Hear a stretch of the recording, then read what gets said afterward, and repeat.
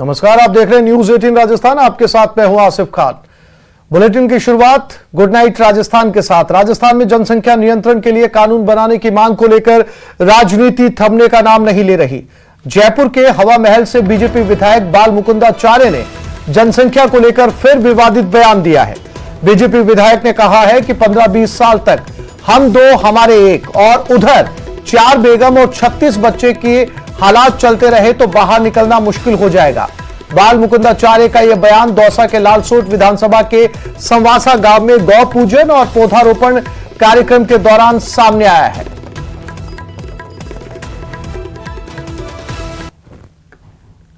और यही स्थिति चलती रही, मैं और मेरी 4 बेगम और 36 बच्चा, तो 15 से 20 साल बाद आपका बच्चा निकलना मुश्किल हो जाएगा। ये याद रखना चाहिए। अन्यथा एक हैदराबाद से बकरा बकबक करता है, वो बकरा क्या कहता है आपको पता है? वो बकरा हैदराबाद से कहा करता है कि तुम जनसंख्या बढ़ाओ, फिर 15-20 साल बाद हम ही राज करेंगे। फिर बात कर राज करेंगे, दे ठगोरा दे लाख बाहर कर देंगे, दिमाग से निकाल देना कीड़ा। आज बचा पाओगे तो 15-20 साल बाद रिजल्ट आएगा, अन्यथा 15-20 साल बाद बार बार मोदी थोड़े बचाने आएगा। और यही स्थिति चलती रही, मैं और मेरी 4 बेगम और 36 बच्चा, तो 15 से 20 साल बाद आपका बच्चा निकलना मुश्किल हो जाएगा। ये याद रखना चाहिए। अन्यथा एक हैदराबाद से बकरा बकबक करता है, वो बकरा क्या कहता है आपको पता है? वो बकरा हैदराबाद से कहा करता है कि तुम जनसंख्या बढ़ाओ, फिर 15-20 साल बाद हम ही राज करेंगे। फिर बात कर राज करेंगे, दे ठगोरा दे लाख बाहर कर देंगे, दिमाग से निकाल देना कीड़ा। आज बचा पाओगे तो 15-20 साल बाद रिजल्ट आएगा, अन्यथा 15-20 खबर पर हमारे साथ दौसा से आशीष शर्मा जुड़ गए हैं। आशीष, बाल मुकुंदाचार्य का एक और बात जो है वो फिर से सुर्खियों में है, इस बार अपने विवादित बयान को लेकर सुर्खियों में है। साफ तौर पर उन्होंने एक वर्ग विशेष पर निशाना साधते हुए कहा है और इसके साथ ही साथ हैदराबाद में भी जो है वो एक सांसद की तरफ इशारा किया है। क्या रिएक्शन है और इसको लेकर आपकी बातचीत हुई थी इस बयान के बाद में, क्या कहना बाल मुकुंदाचार्य का? बिल्कुल, जो हवा महल विधायक बाल मुकुंदाचार्य लालसोट में एक पौधारोपण कार्यक्रम में भाग लेने आए थे। इसी दौरान उन्होंने संबोधित करते हुए एक वर्ग विशेष को लेकर ये बात कही है और जो एक हैदराबाद के जो एक सांसद हैं उनका नाम लिए बिना एक बयान दिया है कि वो बकबक करते हैं और जनसंख्या बढ़ाने की बात करते हैं। उन्होंने कहा कि अगर 15-20 साल तक इसी तरह जनसंख्या बढ़ती रही तो हिंदुओं का बाहर निकलना मुश्किल हो जाएगा। इसलिए उन्होंने वहां मौजूद जो लोग थे उनको एक मैसेज भी ये दिया कि कहा कि हम दो और हमारे दो, ये होने दो, इनको रोको मत। यदि 15-20 साल तक इसी तरह 4 बेगम और 36 बच्चों की स्थिति चलती रही तो बाहर निकलना मुश्किल हो जाएगा और 15-20 साल बाद मोदी बचाने के लिए नहीं आएगा। इस तरह का उन्होंने बयान दिया है। कुल मिला के उन्होंने जनसंख्या नियंत्रण को लेकर बयान दिया है और कहा है कि हम दो हमारे दो, यानी 2 बच्चे होने दो, एक बच्चा पर रोक नहीं लगनी चाहिए। इस तरह की उन्होंने एक मैसेज दिया है। साथ ही उन्होंने वर्ग विशेष पर भी एक टिप्पणी की है और कहा है कि वो जनसंख्या इतनी तेजी से बढ़ रही है कि 15 से 20 साल बाद हिंदुओं का बाहर निकलना मुश्किल हो जाएगा। जी आशीष, सवाल वही है, क्या इस बयान के बाद में कोई प्रतिक्रिया सामने आई है? क्योंकि इस समय बाल मुकुंदाचार्य सत्ता में है और विपक्ष लगातार जो है विधानसभा में कई मुद्दों पर जो है वो सत्ता पक्ष को घेर रहा है। एक और बयान जो है विपक्ष के हाथ लगा है। जिस समय दौसा में थे, यहां से बयानबाजी करके जब बाहर निकले, किसी तरह की प्रतिक्रिया इन्होंने दी? बिल्कुल, जो ये बयान दिया था उसके बाद में राजनीतिक हलकों में चर्चा का विषय बना हुआ है। लेकिन पिछले करीब 1 माह से इस तरह के जनसंख्या नियंत्रण को लेकर काफी सारे बयान जो भाजपा के नेता हैं उनकी तरफ से सामने आए हैं। ऐसे में एक मैसेज मिल रहा है, एक संदेश दिया जा रहा है कि जनसंख्या नियंत्रण को लेकर कोई बड़ा कानून सरकार ला सकती है। इस तरह का एक माहौल बनाया जा रहा है और उसी को संदर्भ को देखते हुए बार बार बाल मुकुंदाचार्य इस तरह का बयान दे रहे हैं। अब इसका रिएक्शन कांग्रेस क्या देगी, आने वाला समय बताएगा। अभी तक कोई कांग्रेस के नेता का इसका रिएक्शन नहीं आया है, लेकिन देखने वाली बात होगी कि विधानसभा भी चल रही है, ऐसे में इस जो बयान है इसके पीछे कौन सा रिएक्शन सामने आता है। जी आशीष, बातचीत करने के लिए आपका शुक्रिया। आगे बढ़ते हैं। जोधपुर में महिला थाने की थाना अधिकारी का वीडियो सोशल मीडिया पर वायरल हो रहा है। वीडियो में पीड़ित महिला की एफआईआर दर्ज करने से थानाधिकारी ने इनकार कर दिया। पीड़िता ने आरोप लगाया है कि एफआईआर दर्ज कराने के लिए दहेज का 25% देना होगा। साथ ही पुलिसकर्मियों की नीयत पर सवाल खड़े किए। इस घटना के सामने आने के बाद मेरी भावना नामक संस्थान संचालिका पवन मिश्रा ने जोधपुर पुलिस कमिश्नरेट को ज्ञापन सौंपकर पूरे मामले की जांच करवाने की मांग की है। मुकदमे के अंदर में सामान हम नहीं दिलवाएंगे, तमाशा नहीं है यहाँ पे, वहाँ पे दिलवाया था, मंगाया था और रवाना हो गई। मैं रवाना नहीं होगा, रवाना नहीं होगा, तमाशा करना है, रहने दो, इधर कहीं जाएगी तो अपनी रिपोर्ट भेज देगी माँ की। मुझे पता है सामान आया था यहाँ पे यार, तमाशा बना रहे थे, बिल्कुल आया था। तुझे नहीं करना मत कर, जो तेरे वकील कह रहा कर लेता। मुकदमा दर्ज कर लेंगे, लेकिन मुकदमा दर्ज में फिर सामान का इशू आएगा तो तुझे लेना है तो लिख के दे दे कि पहले सामान आया था लेकिन वो टूटा फूटा था, इसे मैंने लिया नहीं, अब मैं लेना चाहती हूँ, जैसा भी होगा मैं ले लूंगी। और जो पिछले 1.5 महीने से महिला थाने के अंदर चक्कर काट रही, वहाँ पर कोई सुनवाई नहीं कर रहे हैं। वो बोल रहे हैं कि तेरा दहेज है जो हम दिला रहे हैं इसे ले ले, वरना इससे भी हाथ धोकर बैठेगी। वो शाम को 4 बजे कॉल करते हैं, 9 बजे फ्री करते हैं मुझे, और वहाँ पर जितने पुलिस वालों की नजर है वो खराब रहती है मेरे प्रति। और वहाँ पर एक पुलिस वालों ने मुझे ये भी बोला, साइड के वो पुलिस थाने के पीछे से ले जाकर बोला था मुझे ये कि तुझे मैं सामान मैं दिला दूंगा, इसके अंदर 20% मेरा होगा। तो मैंने बोला कि हम यहाँ पर सामान आपको 20% देने के लिए आए, तो महिला थाने के अंदर क्या मतलब है, हमारी सुनवाई नहीं हो रही है, वहाँ पुरुष से भी सुनवाई कर रहे हैं, तो हम क्या कर सकते हैं।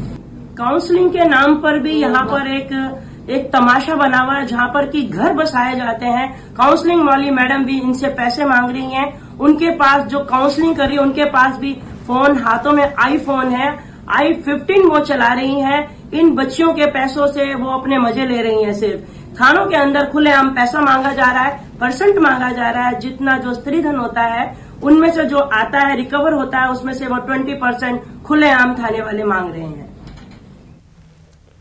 पाकिस्तान की लड़की से प्यार और वीडियो कॉल से शादी के मामले में नया ट्विस्ट सामने आया है। रहमान की पहली बीवी ने कतर से फोन पर ट्रिपल तलाक देने का आरोप लगाया है और सरकार से इंसाफ की गुहार लगाई है।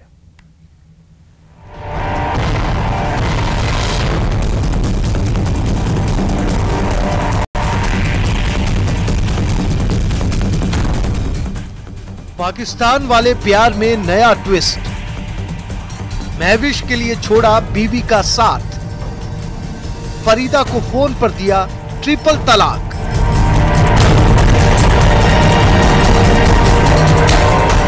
चूरू जिले के रहमान ने जिस पाकिस्तान वाले प्यार के लिए बॉर्डर लांघकर बीवी से बेवफाई की और उसे फोन पर ट्रिपल तलाक कहकर अकेला छोड़ दिया, उस पत्नी ने भी ससुराल और समाज की सीमाएं तोड़कर मासूमों को हक दिलाने की ठानी है। महविश के भारत आने के बाद हनुमानगढ़ में रह रही फरीदा के सब्र का बांध टूट गया। फरीदा अपने पिता के साथ सीधे थाने पहुंच गई। उसने रहमान और ससुराल वालों के खिलाफ दहेज प्रताड़ना के साथ 3 तलाक का मुकदमा दर्ज करवा दिया है। बादरा की बेटी फरीदा है। ये फरीदा का विवाह 2011 में गांव पिथीसर जिला चूरू के निवासी रहमान के साथ हुआ था।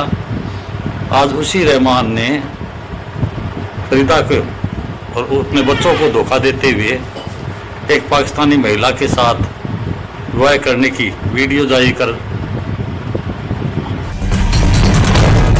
फरीदा का कहना है कि 17 मार्च 2011 को चूरू जिले के पीतीसर गांव के रहने वाले रहमान खान से उसकी शादी हुई थी। शादी के कुछ समय बाद रहमान विदेश चला गया। उसने रहमान के बिजनेस के लिए परिवार की ज्वेलरी तक बेच दी। फिर अचानक 1 साल पहले रहमान के पाकिस्तानी महिला से संबंध के बारे में पता चला। विरोध किया तो ससुराल वालों ने उसे प्रताड़ित करना शुरू कर दिया। इस बीच वो अपने पिता के यहाँ आ गई। कुछ दिन बाद रहमान ने भी फोन पर 3 तलाक कहकर पल्ला झाड़ लिया। फरीदा ने रहमान की बीवी होने का दावा करने वाली महविश को पाकिस्तानी जासूस बताया है। वहीं फरीदा के पिता ने सरकार से इंसाफ की गुहार लगाई। जी सर, मेरा कहना यही है कि मुझे मेरे बच्चों का मेरे बेटे का हक चाहिए। मेरे बच्चों का मेरे बेटे का हक चाहिए। सरकार से निवेदन है मेरी कि ये जो मामला चल रहा है, जो पाकिस्तान से लड़की आती है, शादी करती है, एक दूसरी लड़की की जिंदगी बर्बाद करेगी। मैं सरकार से गुजारिश करता हूँ कि इसके लिए कोई हल निकाले ताकि दूसरे बच्चे की जिंदगी खराब ना हो। 27 जुलाई को पाकिस्तान के लाहौर से चूरू पहुंची महविश का दावा है कि उसने पीतीसर गांव के रहमान से वीडियो कॉल के जरिए शादी की है, फिर सऊदी अरब के मक्का में निकाह कर लिया और रहमान के कहने पर टूरिस्ट वीजा लेकर ससुराल को जानने समझने आई है। पाकिस्तान से आई हूँ तो मुझे इधर आके बहुत अच्छा लगा। पहले हम पुलिस स्टेशन गए हैं, उधर मेरे पेपर वगैरह उन्होंने देखे हैं। उसके बाद मैं अपने ससुराल आई हूँ तो मैंने अपने इधर खाना भी बना के अपने ससुराल को खिलाया, अपने ससुर को खिलाया है और मुझे सब बहुत अच्छे लगे हैं, बहुत प्यार मिला है मुझे इनसे। सवाल फिर वही है, पहले सीमा और अब महविश। पाकिस्तान से आखिर 2 बच्चों के पिता से शादी करने को तैयार क्यों हुई? दूसरा ये कि जब उसका पति कुवैत में है तो उसे हिंदुस्तान आने की जरूरत क्यों पड़ी? पुलिस मामले की जांच में जुटी है। देखना होगा मोहब्बत का ये फसाना कौन से अफसाने गढ़ता है। Bureau report, news 18 Rajasthan.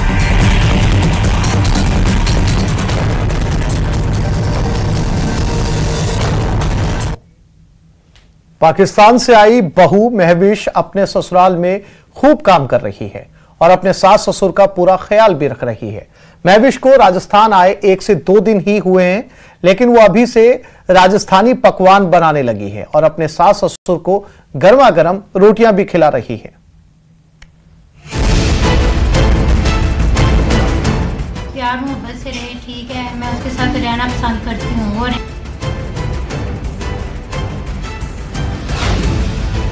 दिल में रहमान बिदनी फ्रॉम पाकिस्तान। एक और सीमा पार इश्क चढ़ा परवान। पाकिस्तानी बहू बनाए राजस्थानी पकवान।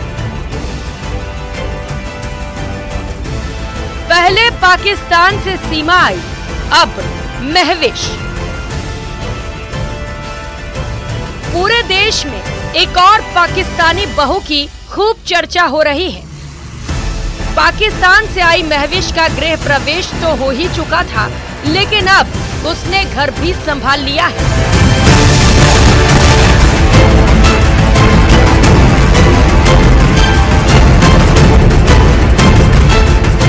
चूरू के पीठीसर गांव में अपने ससुराल में महविश फुल ऑन देसी अंदाज में नजर आई।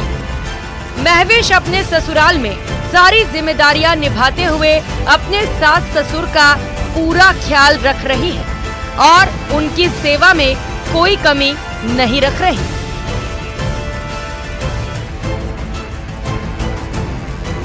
अपने ससुराल में महविश ने देसी अंदाज में राजस्थानी खाना बनाया और अपने सास ससुर को गर्मा गर्म रोटियां बनाकर खिलाई।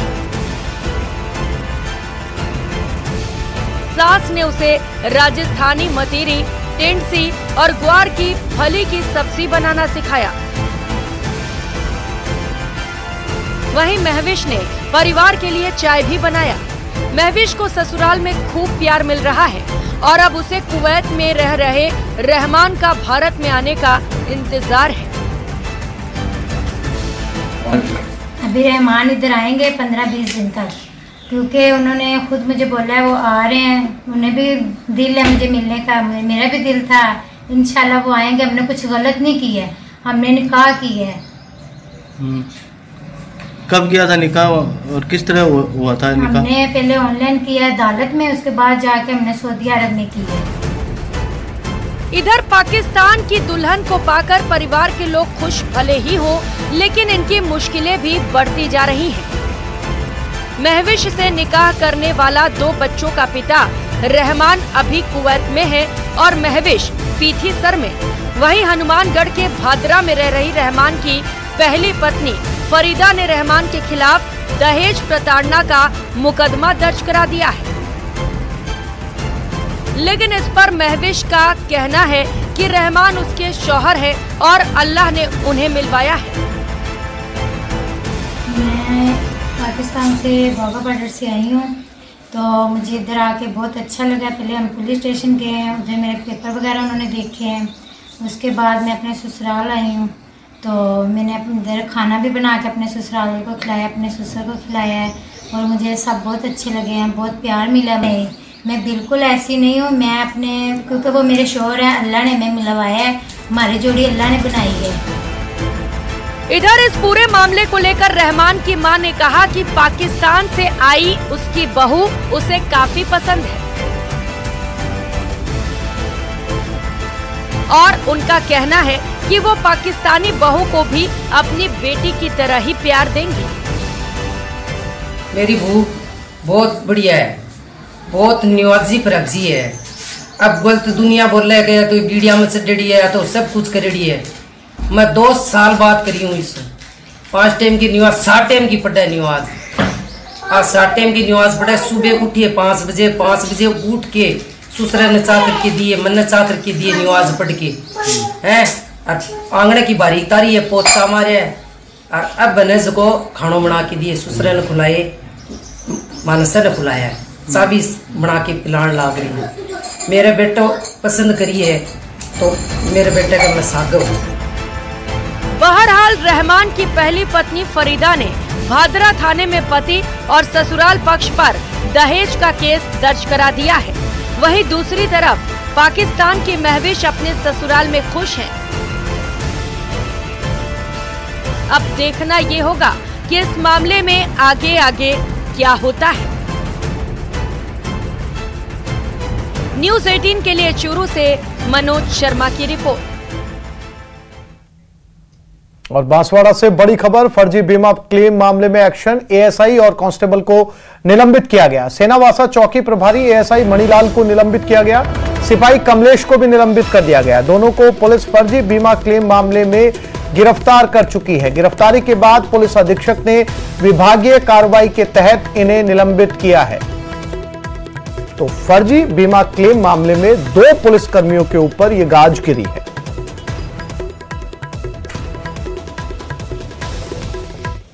और ये बड़ी खबर बूंदी से, नशे के खिलाफ पुलिस की कार्रवाई। स्मैक के साथ एक आरोपी को गिरफ्तार किया। पुलिस ने आरोपी आरिफ अली को गिरफ्तार किया है। आरोपी के खिलाफ करीब 10 मामले दर्ज हैं।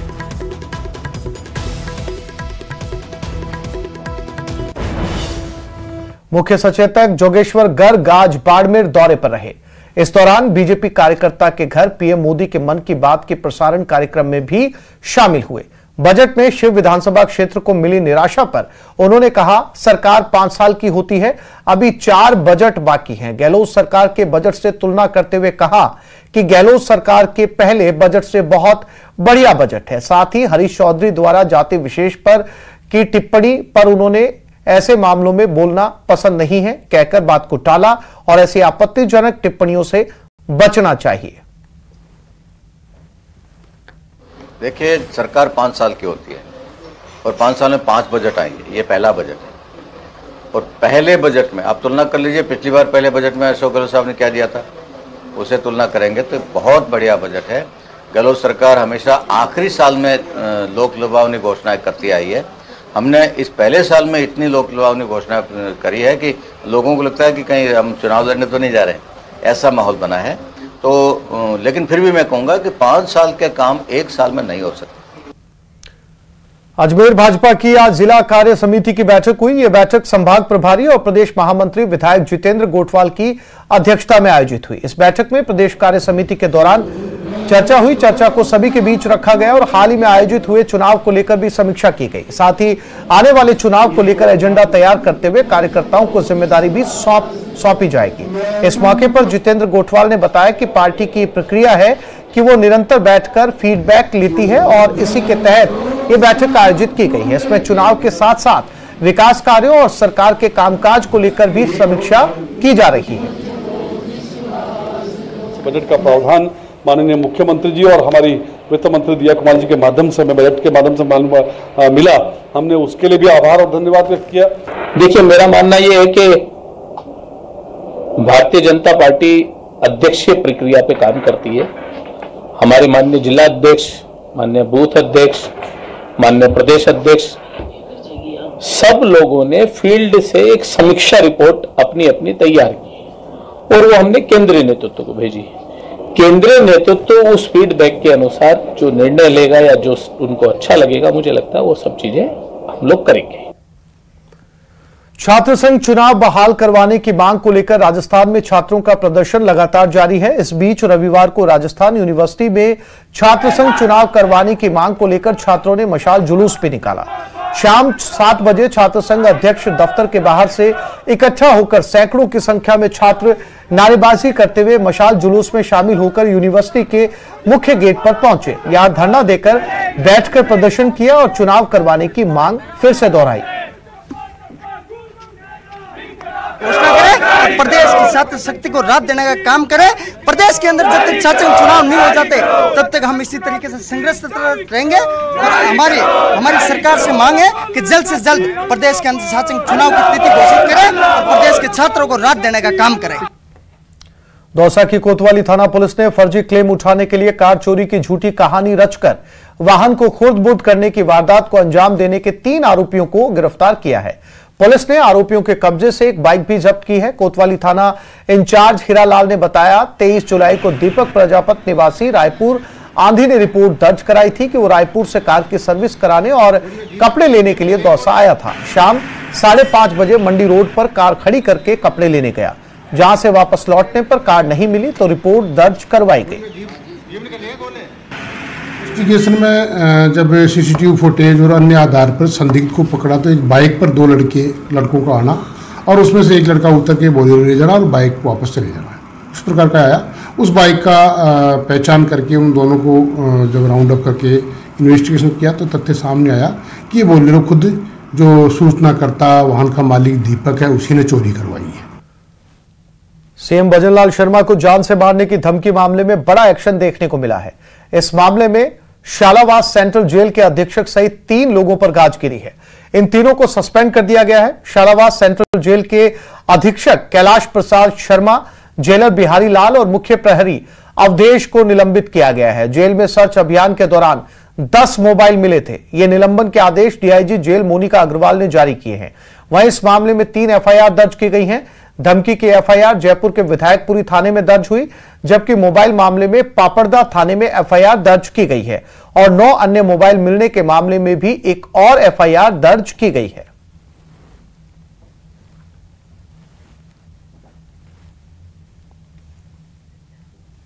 बूंदी जिले में हो रही अच्छी बरसात के साथ ही बांधों और तालाबों में पानी की आवक होने से पिकनिक स्थानों पर पिकनिक मनाने के लिए आने वाले लोगों की धूम मचने लग गई है।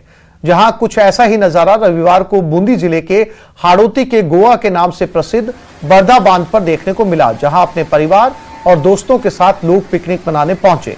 हजारों की संख्या में आए लोगों ने दिन भर बांध के पानी में भीगकर अटखेलियां की। पिकनिक का भरतपुर लुत्फ उठाए जाने से संडे फंडे में तब्दील हो गया। पेश है जिले में हाड़ौती के गोवा के नाम से प्रसिद्ध बरदा बांध पर रविवार को पिकनिक मनाने के लिए उमड़ रही भीड़ का ये दृश्य।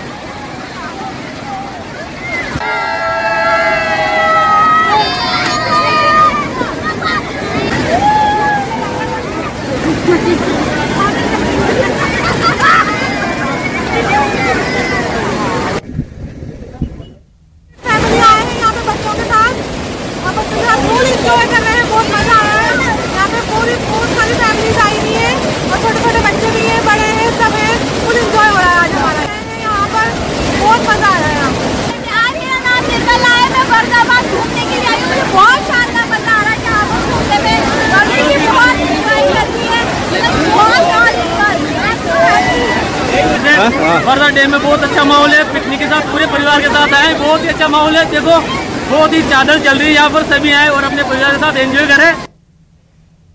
बंगाल की खाड़ी में बने नए लो प्रेशर सिस्टम के बाद से राजस्थान में मानसून सक्रिय हो गया है। मौसम विज्ञान केंद्र जयपुर ने अगले 4-5 दिन राजस्थान में मानसून के सक्रिय रहने और उदयपुर, कोटा, अजमेर संभाग के जिलों में कहीं कहीं भारी और अति भारी बरसात होने की संभावना जताई है। कई जिले जलमग्न हैं तो कई जिलों में बाढ़ से भी बदतर हालात हैं।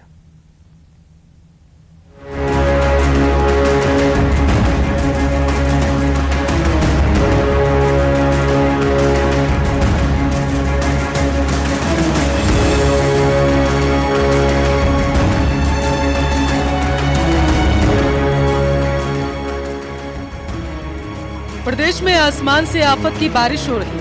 आज भी प्रदेश के जिलों में ऑरेंज और येलो अलर्ट जारी किया गया। कोटा और आसपास के इलाकों में लगातार हो रही बारिश के बाद गांव से लेकर शहर तक पानी पानी ही नजर आ रहा। कोटा का अनंतपुरा इलाका और यहाँ का तालाब गांव अपने नाम के अनुरूप पूरी तरीके से तालाब बन चुका है। बस्ती के अंदर 1 से 2 फीट तक पानी भरा हुआ है। गोताखोरों और निगम की टीमों ने रेस्क्यू कर सभी को सुरक्षित निकाल लिया। 36 से ज्यादा महिलाओं, बच्चों सहित अन्य लोगों का रेस्क्यू किया गया। बारिश के बाद अनंतपुरा इलाके में कई बस्तियां जलमग्न हो चुकी हैं। क्षेत्र में कई घर, दुकान, स्कूल डूबने की कगार पर पहुंच चुके हैं। कोटा और आसपास के इलाकों में भारी बारिश के बाद लगातार कई इलाकों में हालात बिगड़ते जा रहे हैं। कोटा का अनंतपुरा इलाका और यहाँ का तालाब गांव, फिलहाल स्थिति यहाँ की किसी तालाब से कम नहीं है।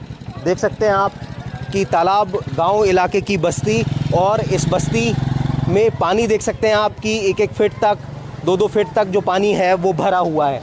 हालात ये भी देख लीजिए कि यहाँ पर आने वाले जो व्हीकल्स हैं उन्हें किस तरह से यहाँ से निकलना पड़ रहा है, और उनकी जो बाइक हो या फिर गाड़ियों के टायर वो डूबते हुए